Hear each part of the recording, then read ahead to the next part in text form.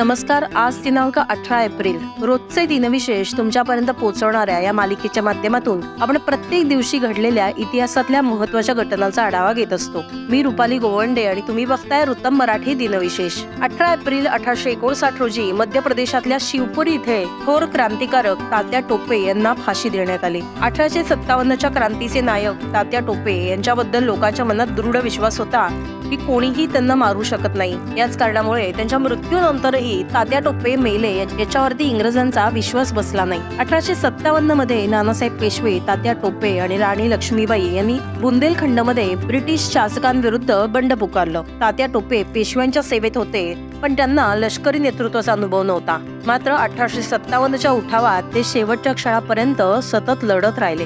17 जून 1858 रोजी ब्रिटिश सैनिक ग्वाल्हेर जवळ पोहोचले. इथे झाशीची राणी लक्ष्मीबाई यांनी थेट इंग्रजांशी लढा देऊन हौतात्म्य पत्करलं. त्यानंतर तात्या टोपे यांनी गनिमी काव्याची रणनीती अवलंबली. ते ग्वाल्हेर जवळच्या शिवपुरीच्या जंगलात होते. तेव्हा नरबारचा राजा मानसिंग याने फितुरी करत इंग्रजांना त्यांच्याबद्दलची माहिती दिली. त्यानंतर 7 एप्रिल 1859 रोजी तात्या टोपे यांना ताब्यात घेण्यात आलं आणि 10 दिवसांनी म्हणजे 8 एप्रिल रोजी ब्रिटिशांनी त्यांना फाशी दिली. पण ज्या माणसाला फाशी देण्यात आली तो तात्या टोपे नाही असाच इंग्रजांचा समज बराच काळ राहिला. 1857 ते 1859 या काळात तात्या टोपे यांनी आपल्या विलक्षण शौर्याने इंग्रजांना घाम फोडला होता. 18 एप्रिल 1955 रोजी महान शास्त्रज्ञ अल्बर्ट आइन्स्टाईन यांचं न्यू जर्सी इथं निधन झालं. ते सापेक्षता सिद्धांत आणि वस्तुमान ऊर्जा समीकरणासाठी प्रामुख्याने ओळखले जातात. फोटो इलेक्ट्रिक प्रभावाचा शोध लावल्याबद्दल अल्बर्ट आइन्स्टाईन यांना 1921 मध्ये नोबेल पारितोषिक देण्यात आलं होतं. आइन्स्टाईन यांनी 300हून अधिक वैज्ञानिक शोधनिबंध प्रकाशित केले होते. ते केवळ 20व्या शतकातलेच नव्हे तर इतिहासातल्या सार्वकालीन महान वैज्ञानिकांपैकी एक मानले जातात. आइन्स्टाईन यांच्या मृत्यूनंतर त्यांच्या मेंदूचा शास्त्रज्ञांनी अभ्यास केला होता. आजही त्यांचा मेंदू national museum of health and medicine इथं ठेवण्यात आला आहे असं सांगितलं जातं.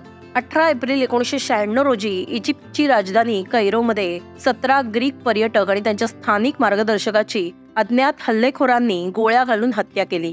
युरोपा हॉटेलबाहेर झालेल्या घटनेत 15 जण जखमीही झाले होते. पर्यटक फिरायला निघालेले असताना आणि बसमध्ये चढत असताना अज्ञात हल्लेखोरांनी त्यांच्यावर गोळीबार केला. या हल्ल्याची जबाबदारी नंतर कोणीही स्वीकारली नाही, परंतु हे इस्लामिक अतिरेक्यांचं काम असल्याचं मानलं जातं जे इजिप्शियन सरकार उलथून टाकण्याचा प्रयत्न करत होते.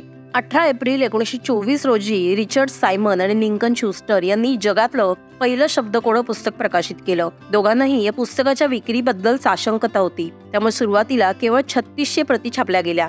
पण लवकरच हे पुस्तक फेमस झालं आणि 1 लाखाहून याच्या अधिक प्रती विकल्या जाऊ लागल्या.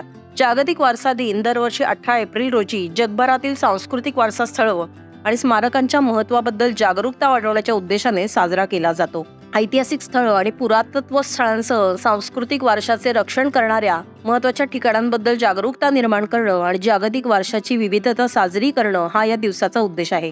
1983 मध्ये युनेस्को संघटनेने वर्ल्ड हेरिटेज डे हा साजरा करायला सुरुवात केली होती. एखाद्या ठिकाणाला हेरिटेज साईटची मान्यता देण्याचं काम युनेस्कोद्वारे पूर्ण होत असतं. हे काम सोपं व्हावं म्हणून संघटनेने वारसा स्थळांची अर्थात हेरिटेज साईट्सची 3 विभागांमध्ये विभागणी केली आहे. भारतातली युनेस्कोमध्ये 42 जागतिक वारसा स्थळं आहेत. यामध्ये 33 सांस्कृतिक, 7 नैसर्गिक तर 2 मिश्रित जागतिक वारसा स्थळांचा समावेश आहे. महर्षी धोंडो कर्वे हे आधुनिक भारतातले एक श्रेष्ठ समाज सुधारक होते. त्यांचा जन्म 18 एप्रिल 1858 रोजी कोकणातल्या मुरुड या गावी झाला. पहिली पत्नी वारल्यानंतर त्यांनी पंडिता रमाबाईंच्या शारदा सदन या संस्थेतल्या एका विधवेशी पुनर्विवाह करत समाजासमोर एक नवा आदर्श प्रस्थापित केला. त्या काळात त्यांनी विधवांच्या शिक्षणासाठी पुढाकार घेतला.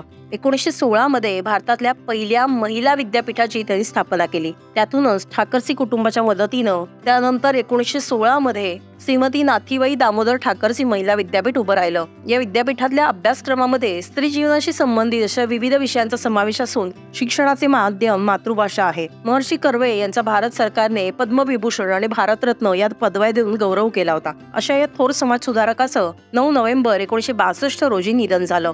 जुलमी ब्रिटिश अधिकारी रँडच्या वधासाठी क्रांतिकारक दामोदर हरी चाफेकर यांना 18 एप्रिल 1898 रोजी फाशीची शिक्षा देण्यात आली होती. इंग्लंडच्या राणीच्या हिरक महोत्सवाच्या दिवशीच ब्रिटिश सरकारला चाफेकर बंधूंनी हा जोरदार तडाखा दिला होता. लेफ्टनंट आयस्टर आणि प्लेगच्या काळात पुण्याला उद्ध्वस्त करणारा ब्रिटिश अधिकारी रँड याचा वध चाफेकर बंधूंनी 22 जून 1897 ला केला होता. सन 1857 नंतर झालेली ही पहिली सशस्त्र क्रांतिकारी घटना होती. रँडच्या हत्येच्या मारेकऱ्यांची माहिती देणाऱ्या सरकारनं 20,000चं रोख पारितोषिक ठेवलं.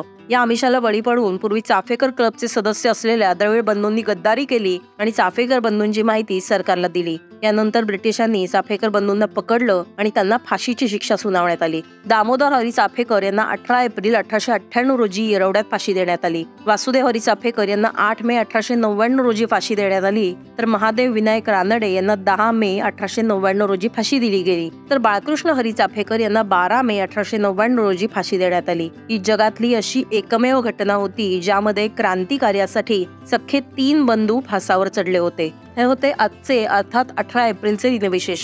तुम्हाला आमची दिनविशेष मालिका कशी वाटते याबद्दलच्या तुमच्या प्रतिक्रिया आमच्या या व्हिडिओ खाली नक्की नोंदवा आणि आमच्या वृत्तम मराठीच्या YouTube चॅनलला लाईक करा आणि सबस्क्राईब करा. धन्यवाद.